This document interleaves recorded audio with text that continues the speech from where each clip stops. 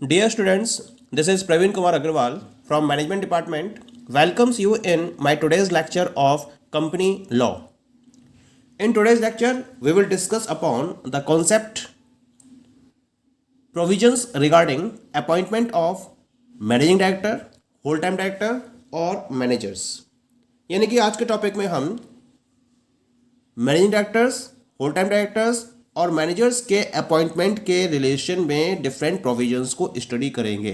यानी कि अगर इनके अपॉइंटमेंट को फॉलो किया जाता है, जिन्हें हम की मैनेजरियल पर्सन्स का नाम देते हैं, तो उस केस में इनके अपॉइंटमेंट के रिगार्डिंग किन किन प्रोविजंस को फॉलो किया जाता है।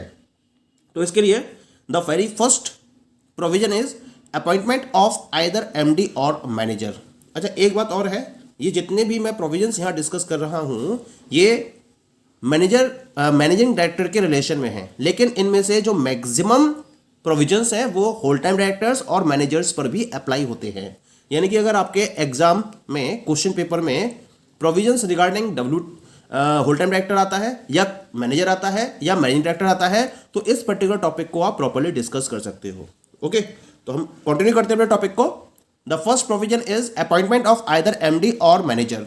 यानी कि अगर कोई भी पर्टिकुलर कंपनी है तो वो एक ही टाइम पर या तो केवल एमडी को अपॉइंट करेगी या फिर मैनेजर को अपॉइंट करेगी। कोई भी कंपनी एक ही टाइम पर एमडी और मैनेजर दोनों को एक साथ अपॉइंट नहीं कर सकती। Point is clear.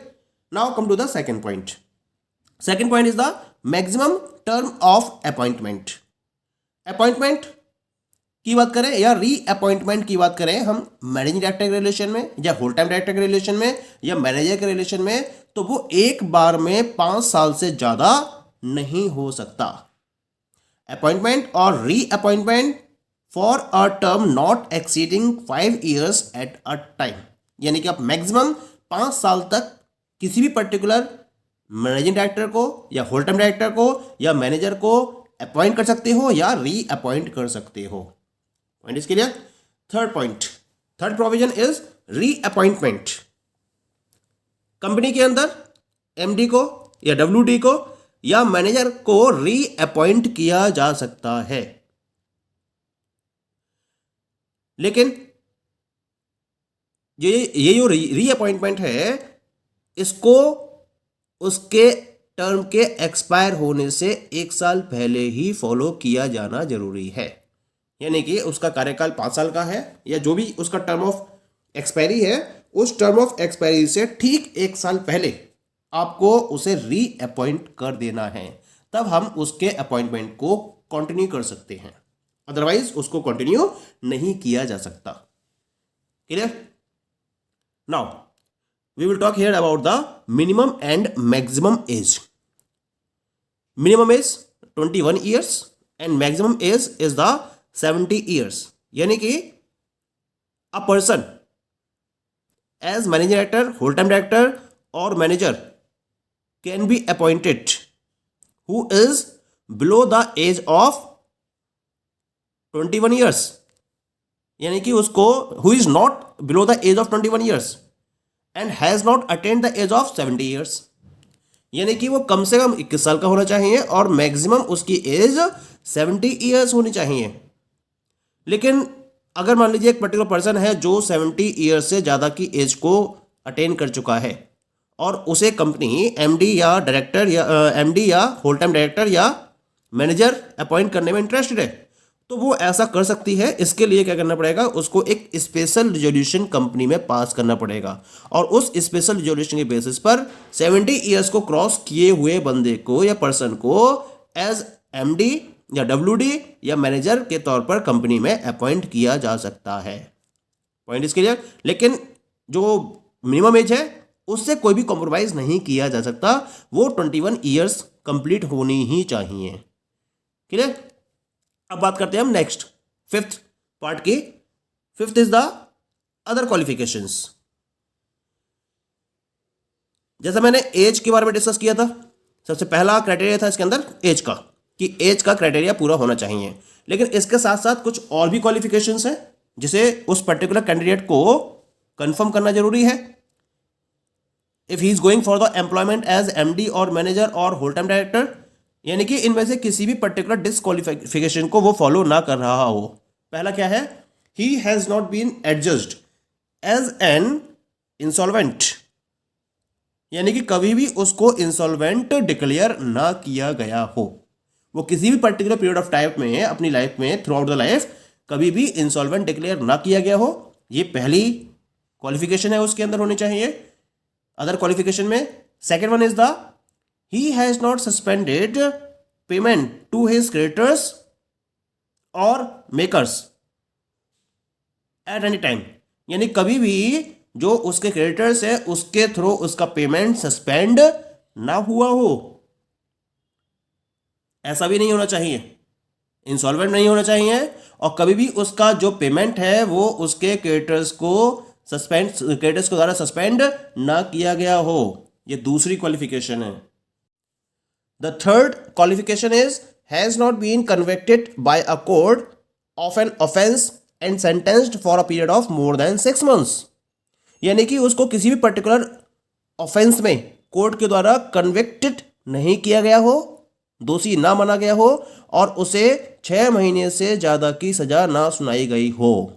अगर ऐसा है तो वो, यानी अगर वो इन 3 क्वालिफिकेशन को कंप्लीट नहीं करता है तो वो एमडी या डब्ल्यूडी या मैनेजर की पोस्ट के लिए अप्लाई नहीं कर सकता। क्लियर?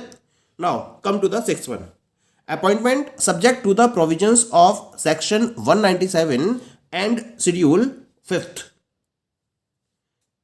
इसका मतलब हुआ कि जितने भी अपॉइंटमेंट्स किए जाते हैं कंपनी के अंदर in regard of the manager, WT और एमडी, उसके लिए जो भी टर्म्स एंड कंडीशंस हैं that is to be followed according to the provisions of section 197 and schedule 5th। 197 section 197 दे रखा है कंपनी एक्ट के अंदर, और शेड्यूल 5th दे रखा है। उनमें इनके रिगार्डिंग डिफरेंट टाइप के प्रोविजंस प्रोवाइडेड हैं। तो अगर किसी पर्टिकुलर पर्सन को अपॉइंट किया जाता है की मैनेजर पर्सनल के रोल पर, तो इन पर्टिकुलर प्रोविजंस को फॉलो करते हुए कोई भी कंपनी ऐसा कर सकती है। जैसा मैंने बताया था आपको कि शेड्यूल 5th में 5 पार्ट्स कंसिस्ट होते हैं, जिसमें पहला पार्ट डिफाइन करता है रिगार्डिंग द कंडीशंस और क्वालिफिकेशंस फॉर अपॉइंटमेंट। जो दूसरा पार्ट है वो डिफाइन करता है regarding the maximum limits of remuneration. इसी तरीके से जो डिफरेंट पार्ट्स हैं उनमें अलग अलग प्रोविजंस प्रोवाइडेड हैं। तो कोई भी कंपनी जब अपॉइंटमेंट को फॉलो करती है तो उसके लिए उसे सेक्शन 197 और शेड्यूल 5th के सारे प्रोविजंस को कंप्लाई करना जरूरी होता है। Clear? The next one is the appointment by board of directors subject to approval of general meeting, यानी कि मेनली जो की मैनेजर पर्सनल्स का अपॉइंटमेंट होता है वो बोर्ड ऑफ डायरेक्टर्स के बेसिस पर फॉलो किया जाता है। ठीक है? तो जो बोर्ड ऑफ डायरेक्टर्स है वो इन की मैनेजर पर्सनल्स को अपॉइंट कर सकते हैं, लेकिन जो भी टर्म्स एंड कंडीशंस हैं इनके अपॉइंटमेंट के रिगार्डिंग, इनके रेम्युनरेशन के रिगार्डिंग, वो बोर्ड ऑफ डायरेक्टर्स के द्वारा एक मीटिंग में अप्रूव्ड होनी जरूरी है। That is to be approved by board of directors at a particular meeting. और इसके रिगार्डिंग अपॉइंटमेंट के रिगार्डिंग जो भी टर्म्स एंड कंडीशंस हैं that shall be subject to approval by a resolution at the next general meeting of the company। Company की जो next general meeting होती है उसमें भी उसका अप्रूवल होना जरूरी है। यानी कि 2 तरीके हो गए, पहला तो बोर्ड ऑफ डायरेक्टर्स को अपनी मीटिंग में इसको अप्रूवल देना जरूरी है, और जब यहाँ ये अप्रूवल फाइनल हो जाता है उसके बाद ये कंपनी क्या करती है नेक्स्ट जनरल मीटिंग में इस पर्टिकुलर अप्रूवल को फिर से जनरल मीटिंग में अप्रूव कराती हैं, तब जाकर उस पर्टिकुलर पर्सन का की मैनेजर पर्सन के रोल पर अपॉइंटमेंट कंफर्म होता है। क्लियर? लेकिन ये जो रूल है वो किसी भी प्राइवेट कंपनी पर एप्लीकेबल नहीं है, केवल पब्लिक कंपनीज पे इस रूल को हम अप्लाई कर सकते हैं। Okay, now the next provision is approval of the central government. कभी कभी क्या होता है कि सेंट्रल गवर्नमेंट के अप्रूवल की भी रिक्वायरमेंट होती है।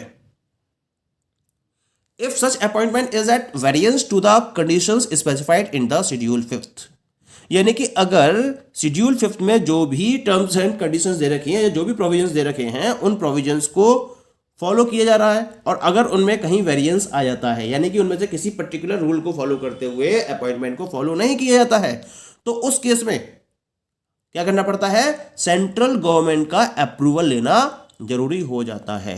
अदरवाइज सेंट्रल गवर्नमेंट के अप्रूवल की कोई भी रिक्वायरमेंट नहीं रहती है। केवल एक ही कंडीशन है, जब आप शेड्यूल 5 में स्पेसिफाइड कंडीशंस को फॉलो नहीं कर रहे हो या उसमें से कोई एक कंडीशन ऐसी है जिसमें वेरिएंस आ रहा है, तब उस केस में हमें इस पर्टिकुलर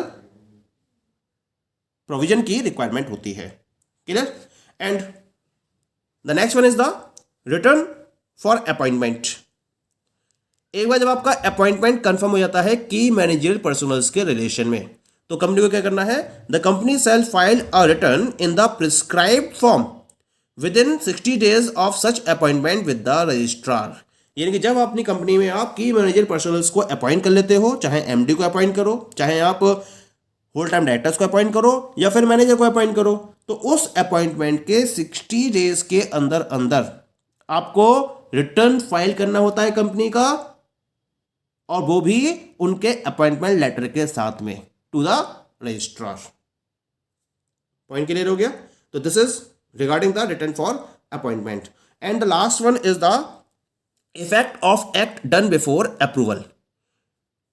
क्या होता है कि हम बात करते हैं उस केस में where an appointment of a managing director और whole time director और manager is not approved by the company at a general meeting. यानी कि बोर्ड ऑफ डायरेक्टर की मीटिंग में तो अप्रूवल मिल चुका है, लेकिन कंपनी की जनरल मीटिंग में अप्रूवल नहीं मिला है। और उस केस में अगर ये की मैनेजर पर्सनल्स कोई भी एक्ट फॉलो करते हैं, तो उस केस में the act done by him before such approval shall not be deemed to be invalid. तो इसको इनवैलिड नहीं समझा जाएगा। Point is clear?